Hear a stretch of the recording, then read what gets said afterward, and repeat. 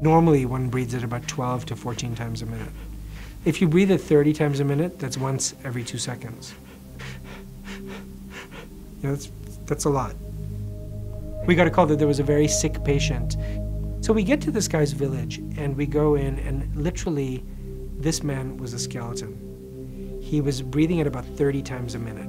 And he had 2 consumptive diseases, HIV and TB. This man is emblematic of what's happening all over Africa, and certainly all over Southern Africa. These are people that without proper care just die. They die breathing 30 times a minute, gasping for air. And if we can actually get them proper treatment and actually get them to the hospital, get him nutrition, get him clean water, people live. This is what we're trying to do in this program. If you look at it in its most basic way, it's about preserving human dignity, giving everyone a right to life, giving everyone a right to health, treating everyone equally. This man deserves care just like the person living in Maseru, just like the person who lives near a big hospital in South Africa. All of these people deserve the same standard of care.